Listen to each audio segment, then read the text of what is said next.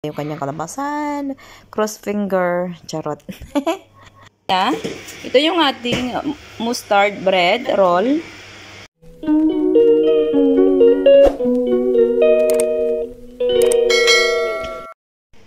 Hi guys! So this vlog is gagawa tayo ng dough, yung multi-purpose natin na dough guys. Ito ay 1.5 tablespoon na yeast.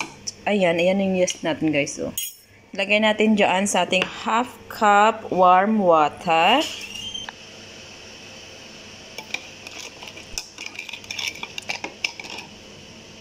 So, ayan, nilagyan ko na ng 1 tablespoon sugar, guys, para maganyan siya. Oh, ayan. After 1 minute, nag-bubbles na siya. At syempre, mayroon tayo ditong 3 itlog. Okay, at mayroon siyang shell. Kunin natin.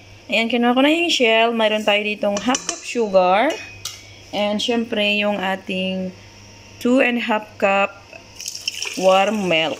Ayan. At syempre, yung ating salt.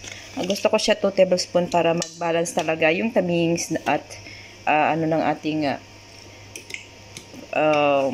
dough mamaya. And yes, syempre yung ating butter, wag natin kalimutan. Ayan.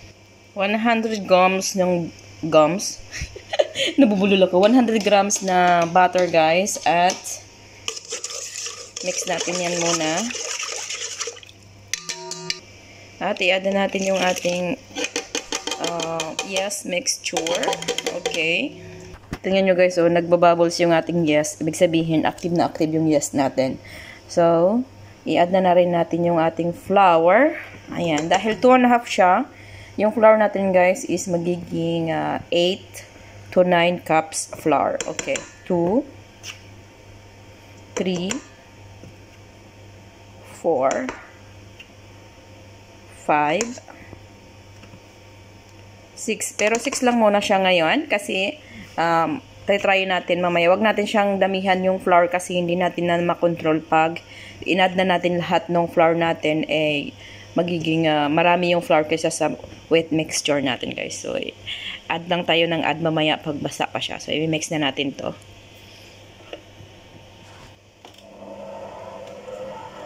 Ayan, mix lang natin yan siya. Mas maganda talaga pag may mixer ka kasi nga hindi ka mahihirapan magmasa ng masa. At saka mas magandang texture pag may mixer. So ayan, basang-basa pa siya. So mag-add na naman tayo ng 1 cup. So 7 cups na siya guys. And add 1 more cups. So 8 cups. Try natin ulit.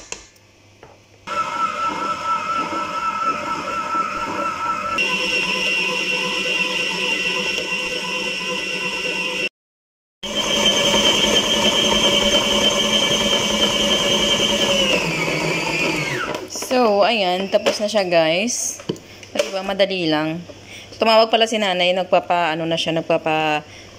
gusto niya na magkain. So, mamaya natin siya lagyan kasi nga, ginagawa ko pa to, tinatapos ko pa siya. At ito guys, yung ating bowl, kasi ginamit ko to kanina, nilagyan ko ng flour na sinala ko. So, okay na yan siya. Lagyan lang natin siya ng mantika dyan, para hindi magdikit yung ating mixture. So, kunin na natin yan siya at ilipat natin doon. Charan, nalipat ko na siya guys. Wala akong cameraman. So, in-stop ko muna siya. Tapos nilipat ko dito. At wala rin akong tripod. Ang tripod ko kasi naiwan ko lahat sa Pilipinas.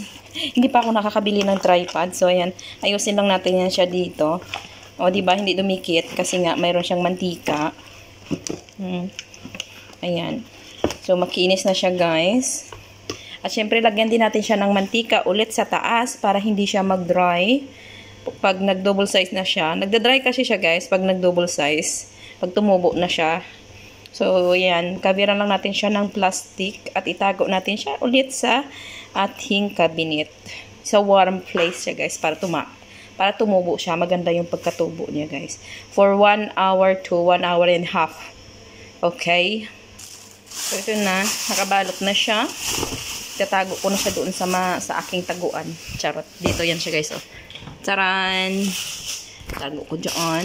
Oop! Yeah! Ayan. sa loob ng 1.5 oras. At syempre guys, may ginawa pala ako ditong custard. So gagawa tayo ng custard roll bread.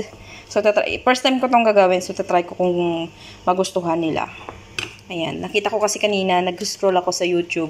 So, ayan yung nakita ko. So, bagong palaman. So, titingnan natin kung gusto nila. So, i-prepare natin yung pagkain ni nanay na guys. Kasi nagugutom na siya. Bye! For now. Mamaya naman kita-kits. Ayan, after 1 hour and a half. Nag-double size na yung ating, lambot, oh.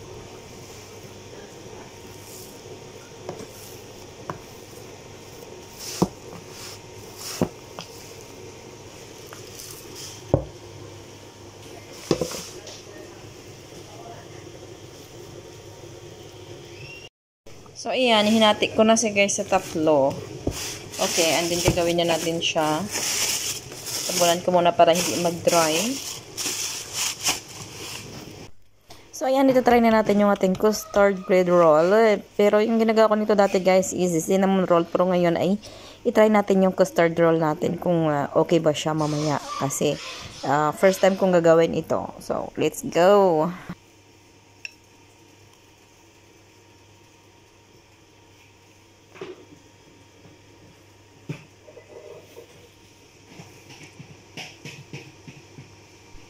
So, ito na, i-roll up lang natin siya, guys. I-roll up. I-roll in lang pala natin. Medyo mahirap siya, guys, kasi basa yung, medyo basa yung aking custard. Hindi siya masyadong malapot.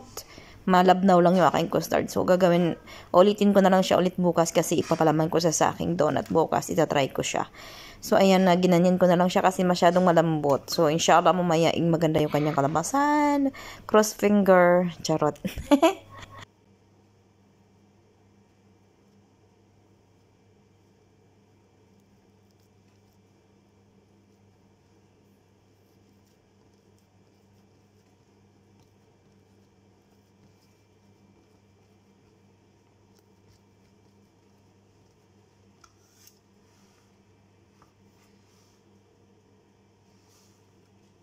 Ayan, tapos nahiwain na lang natin siya. Katamtaman lang yung laki, guys.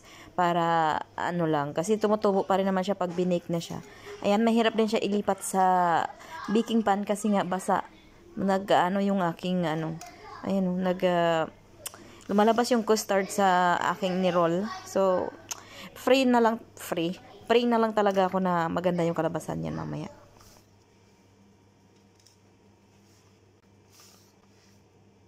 So, Ate Mary, total nandito ka rin naman na. Tikman mo yung aking custard bread. Ito yung custard bread natin, guys. So, ito na, guys, yung ating finished product sa ating multi-purpose na dough. Ginawa natin kanina. Ito yung ating mustard bread roll. Ayan, oh. Ayan. Kaso lang, guys, dumikit kasi siya sa papel. Kaya naganyan siya. Pero okay pa naman siya siguro. Ayan o, ito. Pretest daw to sabi ni Mary. Ate Mary ka, what can you say about this? Let me see. Wait lang. Hindi pa pala tapos. Ayan, nagawa din ako ng pandesal, guys. Yung mga hati-hati doon sa, mga puwit-puwitan ba? Masarap? Wow, kapikit-pikit pa. Sana all. May pikit-pikit. Doon kapikit-pikit sa atin. Pero teka lang, masunog na. Masunog na yung pandesal mo. Here you go. This is pandesal. And yes, here you go. Mayroon akong star bread dito. Ayan, no. At saka mayroon akong roast bun. Para yan sa, ano doon? So, ito na guys. Yung ating finished products. And, isi-serve na natin siya full na to. Ito lang ginawa ko today kasi nga hindi ako gumawa ng matamis. And, ito yung ating pandesal para sa mga kasambahay. Ayan, oh. Lambot yun. O, diba? Multi-purpose nga. Pwede rin ako gumawa dito ng donuts, pizza, and, ano pa nga yun? Cinnamon roll, and syempre, ang ating Spanish bread. Pero ito ngayon ang aking ginawa. Go! Kinain na ni Donna. So, I will tikim this. Tikman na natin, guys. Matamis siya. Hindi naman siya masyadong matamis. Okay lang. Masarap. Huwag natin bigyan si Mercy kasi diet daw siya. Busog na daw siya.